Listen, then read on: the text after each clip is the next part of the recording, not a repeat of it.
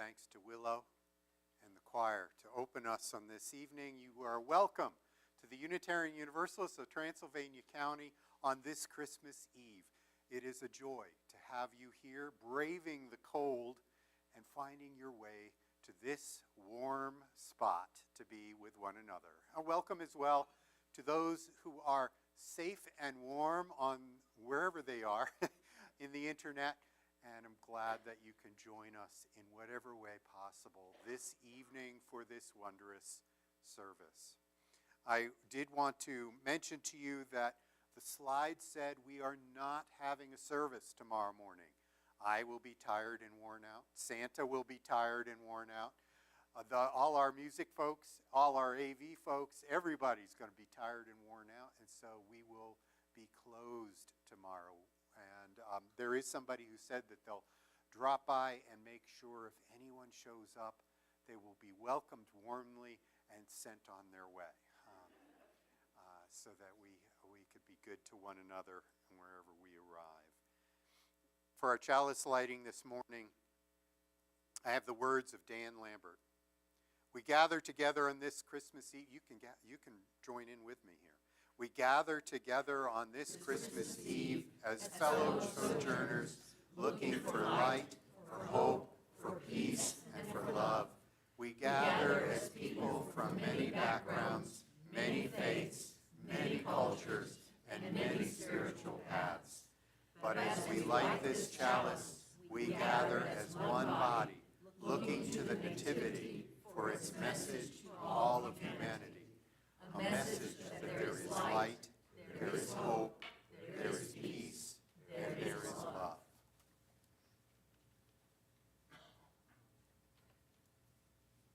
And the ushers may now open the door as we prepare to sing our carol, O Come All Ye Faithful. And you may remain seated during the carols. We'll sing one verse each and then move on to what else we're doing.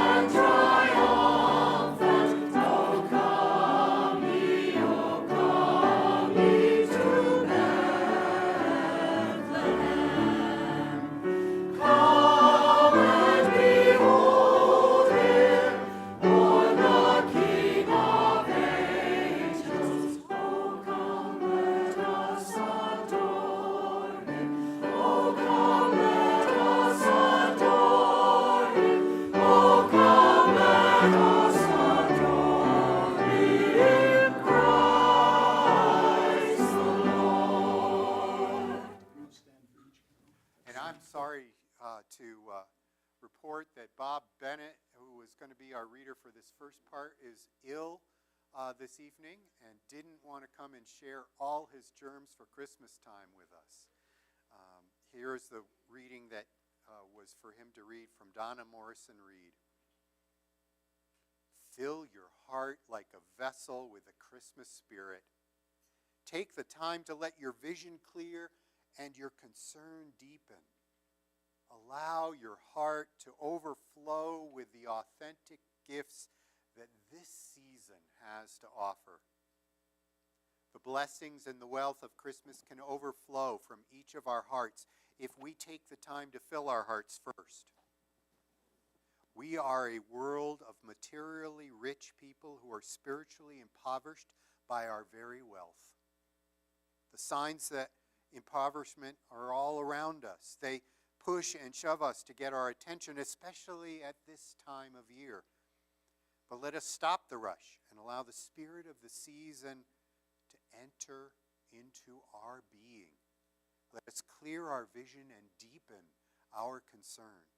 Let us move us away from an isolating concern for the self to a relationship of love and care and wonder and joy with all life around us. And now I invite you to sing Angels We Have Heard on High.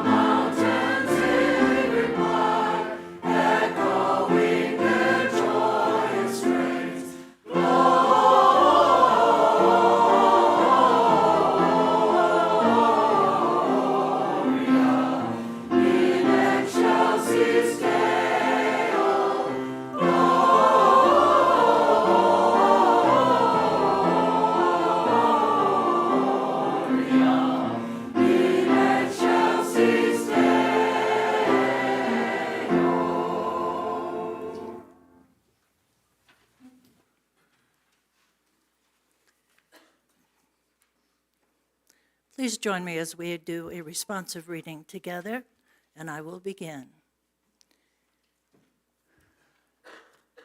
They told me that when Jesus was born, a star appeared in the heavens above the place where the young child lay.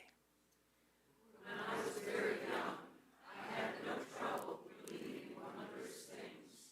I believed in the star. It was a wonderful miracle, part of a long ago story, foretelling an uncommon life.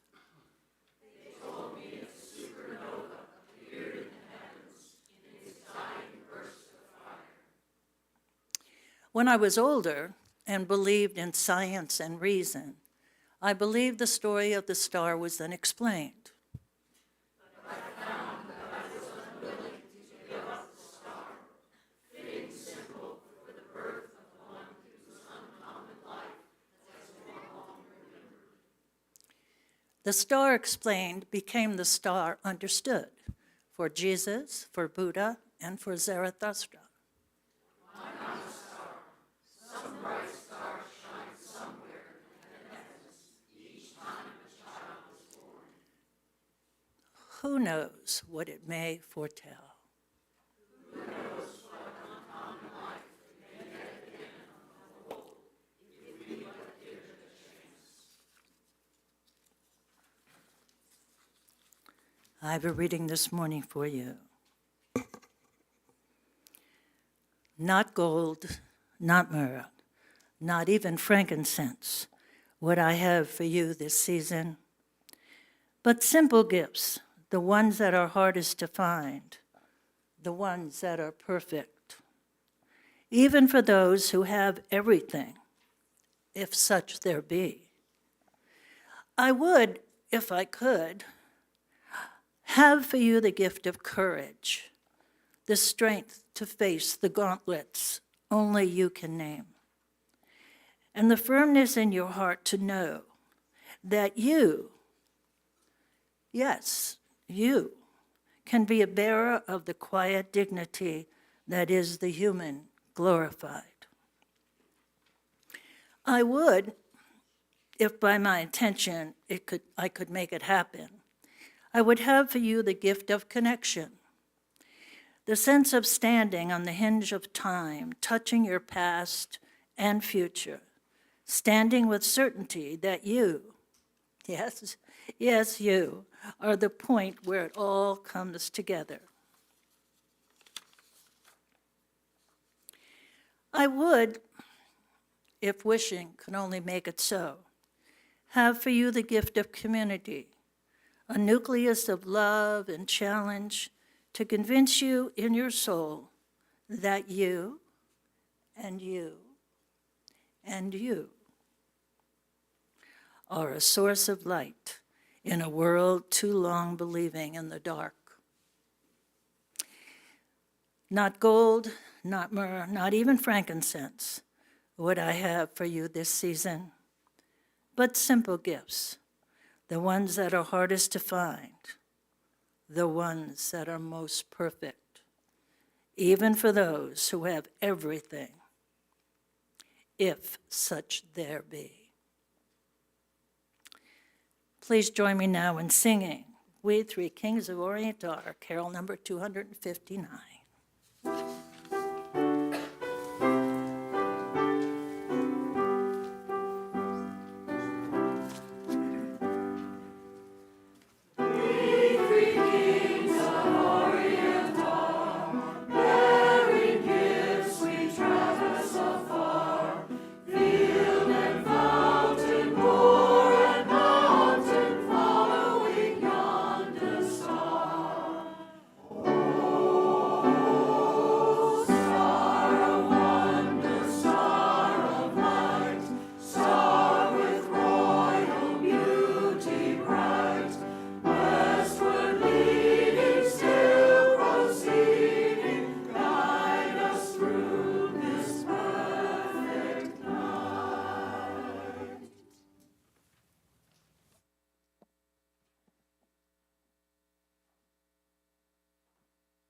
It's time for an offering.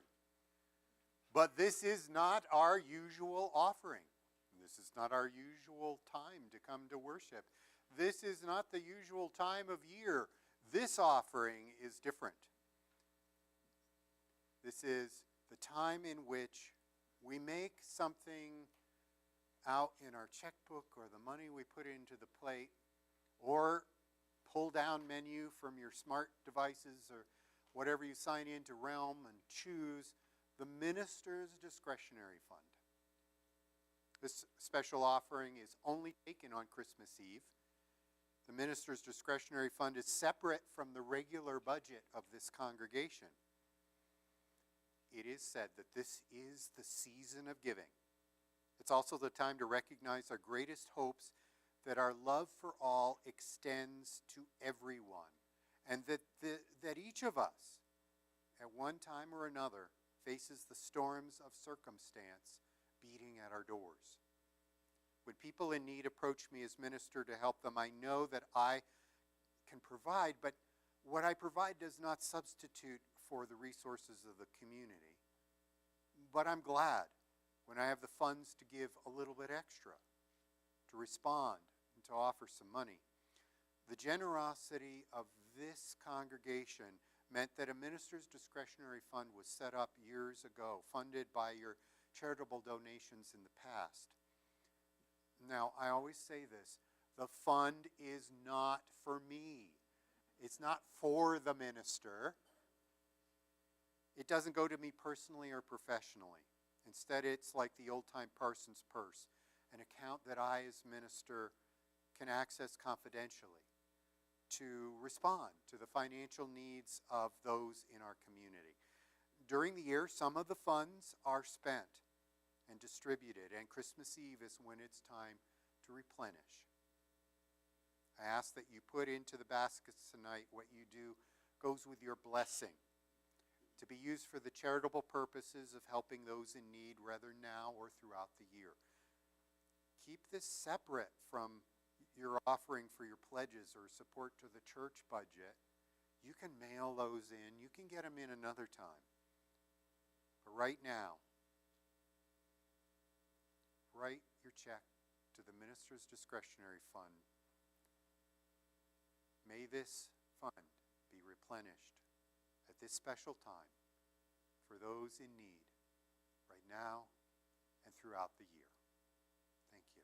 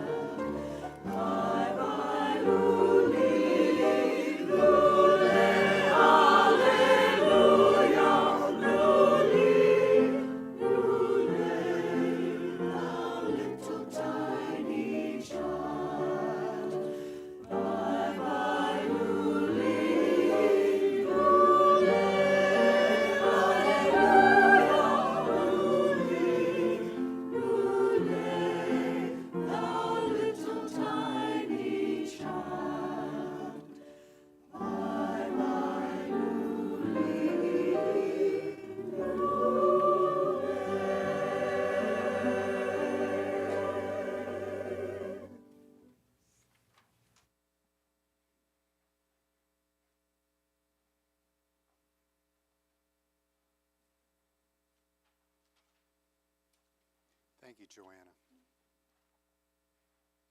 Thank you, Christy.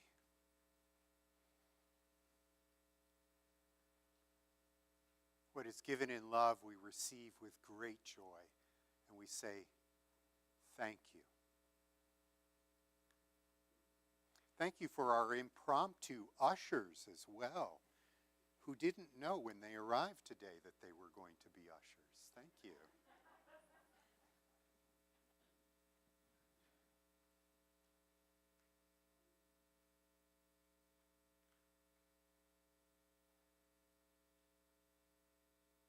This reading is called Christmas Eve Night by Mary Wellemeyer. Like those shepherds who were on the hillsides with their flocks, like those wise ones in their observatories with their telescopes and astronomical charts, we find our daily work interrupted by these holidays. Like them, we can't keep on working. We have to listen to singing angels. We have to deal with the call of that special star. The little town of Bethlehem is thronged with people who have come to be taxed, crowding the streets and the shops. And we have to find our way to unknown place where a wonderful new beginning awaits. What precious new beginning are you seeking this night? For what do you push through the crowds? What have the angels told you? What is the call of the star? I invite you to remain seated and join in carol number 246, O Little Town of Bethlehem.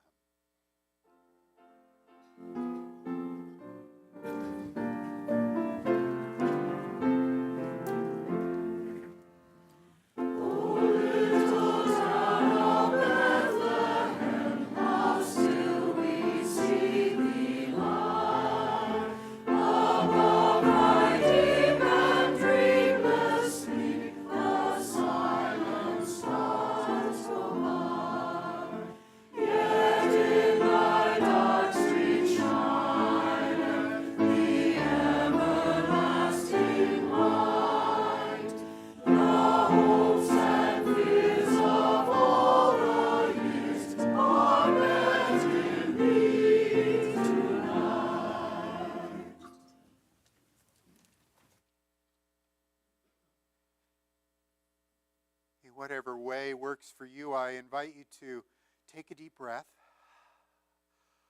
Enter into this time of prayer centered and ready. I give credit to the Reverend Dr. Rebecca Parker for these prayer words. We remember the Magi, observers of stars, evidence-based seekers who found their way to kneel before a baby. May we too kneel before life's intricate mysteries, following the path of science-based searchers for truth. We remember Mary, birth mother of a revolutionary prophet, the fetus in her womb a surprise, her choice a decision to magnify her hope, the birth difficult, attended by a beautiful diversity of animals and a ragtag gathering of vulnerable people. May we too kneel at the cradle of earth's dreams for peace and dedicate ourselves to revolutionary love. We remember Joseph, unexpectant father, who embraced the baby as his own, believing that every child has a God-given entitlement to love and care. May we too stand by the woman and children, all of them of this world, when patriarchal privilege and power threaten their freedom and put their well-being at risk.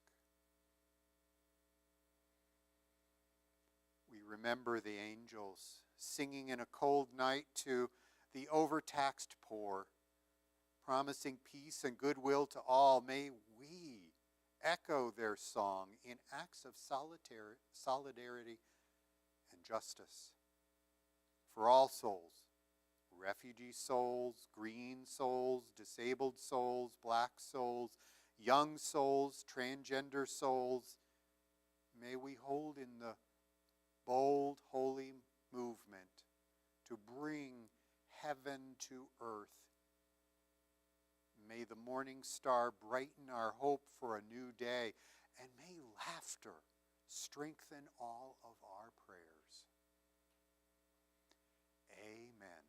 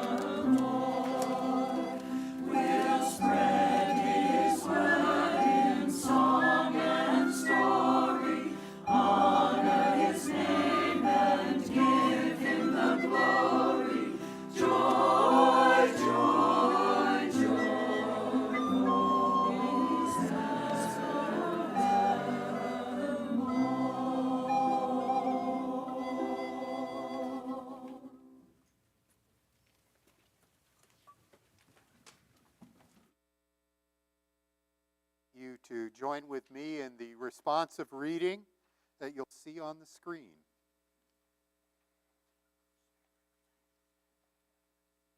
In this night, the stars left their habitual places. And kindled wildfire tidings that spread faster than sound. In this night, the shepherds left their posts. To shout new slogans into each other's clogged ears. In this night, the foxes left their warm burrows. And the lion spoke with deliberation. This is the end revolution. In this night, roses fooled the earth. And began to bloom in the snow.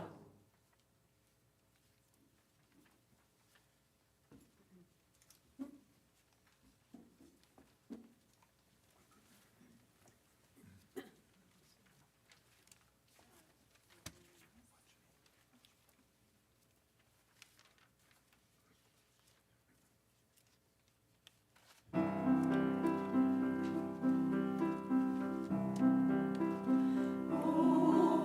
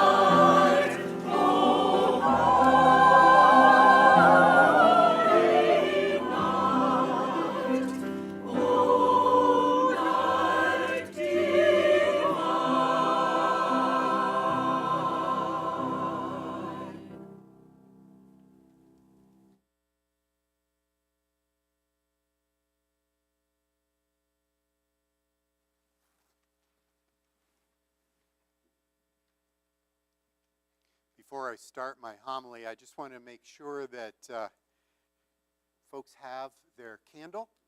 Do you have a candle? If you want one, good. If not, there are supplies at each of the doors for when we get to our candlelight time at the end of the service.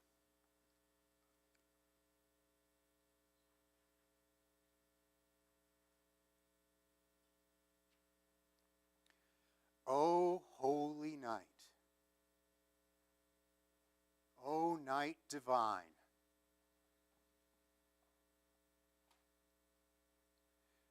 this brief homily preceded by that song, O holy night. And we know that this service ends very soon with Silent Night, Holy Night. I'm going to take O Holy Night and the words of that as the center of what I'm briefly preaching about in this moment. O Holy Night began in the 1840s in France. It was written by someone who was asked to put something together and then asked his friend to please write the music to go with it. Adolphe Adam was the friend, and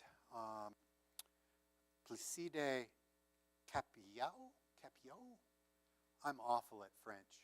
I only had it for one brief semester in 6th grade. But it was popular in the church. It caught on. Now you in the choir know that Adolphe Adam, you can tell, was an operatic musician. And this may have been the only Christmas thing he had ever written. It was popular in the church until it wasn't. Because you see, and this is what UUs wouldn't have turned away this music. But you see, Placide decided he was to have nothing to do with the church anymore. He decided instead to take up socialist causes and become a free thinker or an atheist. And the church said, no, we're not singing this song. There's rumors, which I scoured the internet for an entire day reading these rumors. There's rumors that Adolphe Adam was Jewish. And this was also the reason. If the music was written, then we weren't going to sing this in the church anymore. And guess what? It doesn't seem to be true. He was buried after a service in the church. So the myth of this song is amazing. But I like the message. I love the message of this. And someone who was so steeped in the religious traditional messages said, no, I want to go and do Jesus. You know what I mean by that? I want my thoughts to be freed to the love and the social justice. I want it to be one in which we've listened to the angel voices of peace. Fall on your knees. Oh, hear the angel voices, that song said. And maybe he did. And maybe he decided it was worth doing what was being taught about loving one another. I like that. Well, to make the story even more interesting, it was translated into English in 1855 by John S. Dwight, who was a graduate of Harvard Divinity School the same year as Theodore Parker, who, like him, was an ardent anti-slavery person. John S. Dwight, who wrote the English version words that we just had, was a Unitarian minister. Only briefly, didn't really work out. He was much better at music than he was at dealing with the people in the church. He wrote as well. He wrote for The Dial, the Transcendentalist magazine edited by Margaret Fuller and Ralph Waldo Emerson. He founded the Harvard Musical Association and was famous for Dwight's Journal of Music.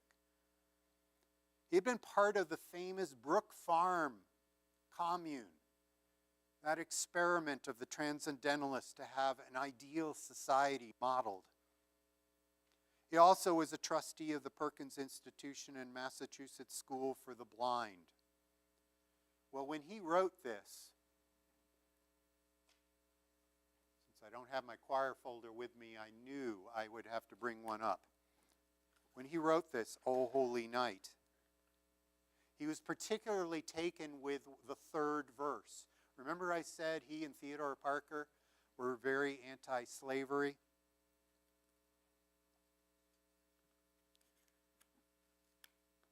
Truly, he taught us to love one another. His law is love, and his gospel is peace. Chains shall he break, for the slave is our brother. And in his name all oppression shall cease. Sweet hymns of joy and grateful choruses raise. We let all within us praise his holy name. Praise his name and his power and glory. Evermore proclaim his power, and before him bend. O Holy Night became a song popular in America, especially among those who were anti-slavery. To sing this song at the Christmas time, to listen to this message. Again, what was the message that Jesus was bringing? It was embedded in this song. You want more of the myth of this song? Yeah? Yeah? Maybe? I did a lot of research, so you might as well hear it. All right. O Holy Night may have been the very first song broadcast over wireless, live, to an unintended audience. You see, there was this guy born in Canada, an inventor, who was working on improving wireless telegraph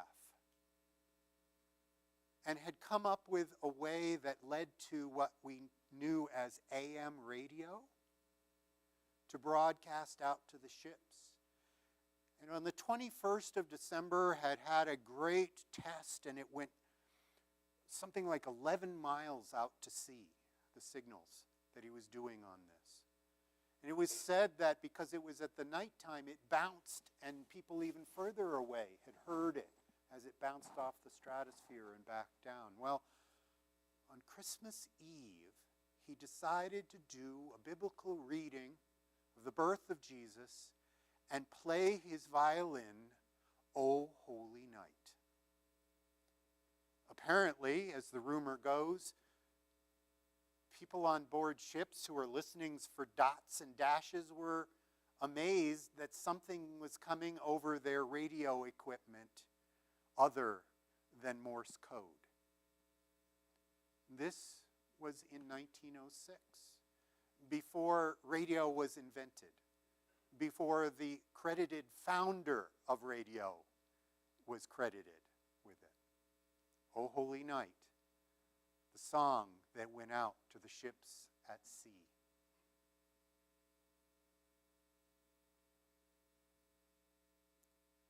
Fall on your knees, hear the angel voices. The soul feels its worth, and the chains are broken, and the slave is our brother. A wonderful message to float out over the airwaves. One more rumor. It is said that in 1870, during the Franco-Prussian War, that a Frenchman stood up from the trenches on Christmas Eve and started singing O Holy Night across to the German troops in their trenches. And that it started a brief armistice on Christmas Eve, 1870, where they sang back and forth the songs of their cultures to recognize the angels singing for peace on earth. May we sing this song tomorrow in the days that come I know it'll be taken off the radio because it's been playing since Veterans Day. But may we sing this song and let it be absorbed, that in humility may we fall to our knees, hear the angel voices, and find the ways to live the message of the one that we care to celebrate at this time of year. The way to walk, the way to be. Thank you.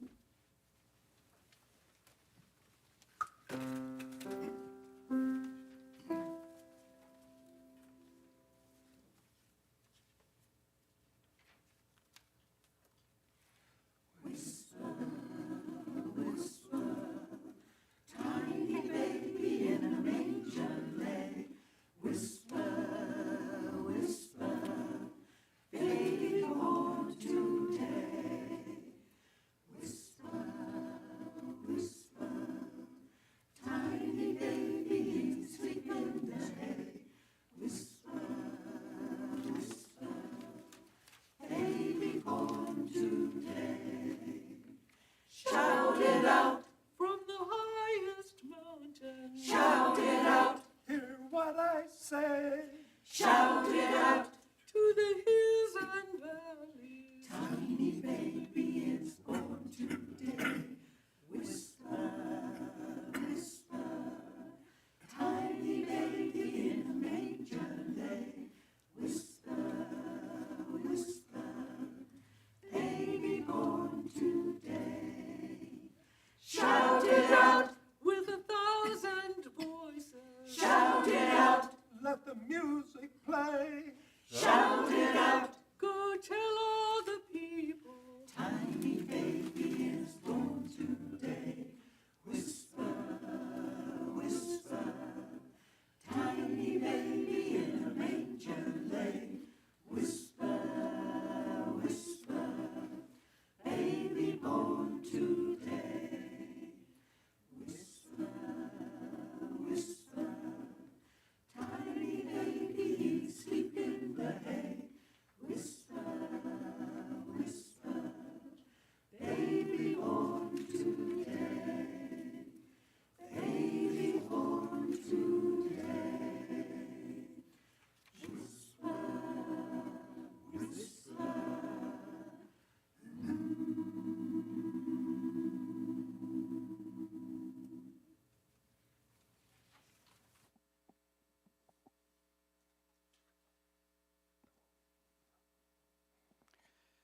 I ask that the lights be lowered now.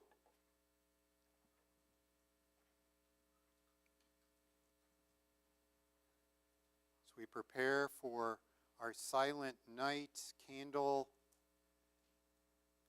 time together, I'm going to take the light from our chalice and watch what I'm doing here, because the person with the flame keeps the flame upright. The person needing the flame dips down to receive. I'm going to go over to the first row and the choir first, and then move along so that this light might be shared with others. I see, Christy, you're willing to come forward for the light as well. Maybe I'll start passing it to you. And we will sing while we're passing the light, Silent Night, in the darkness of this room. Can we go to black screen too, guys?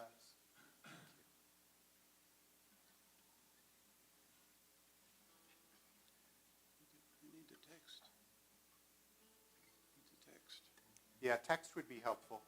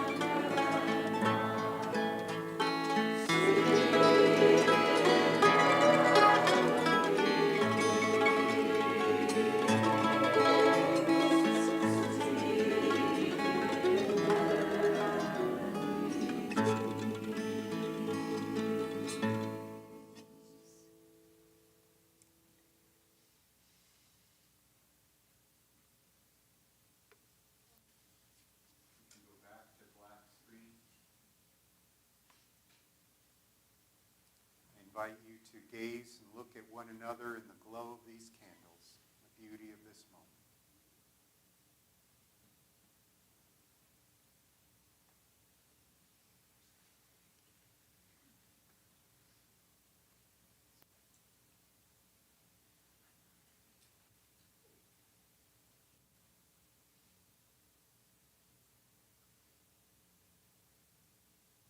In the words of Maureen Caloran, tonight in this community we have shared stories, sung carols, opened our hearts to the beauty of music.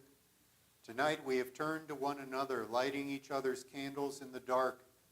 Tonight we have dared to hear a message of hope spoken once again against the challenge of the world. It is now time to depart, to go forward to our lives and to the world.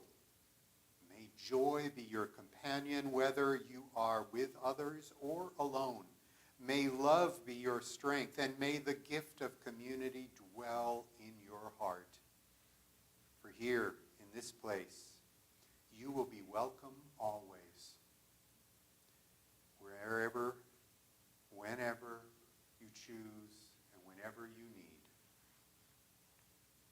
Blessings and Merry Christmas.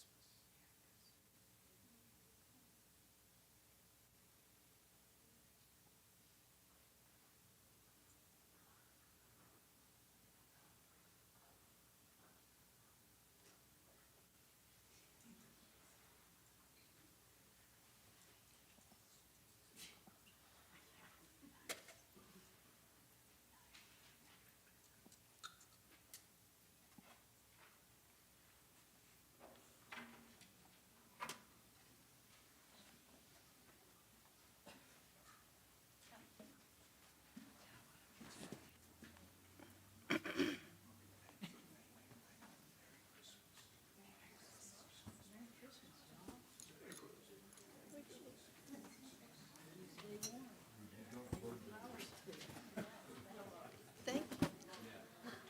That was nice. Oh, Cain. Hey. Feeling good? We can clean up.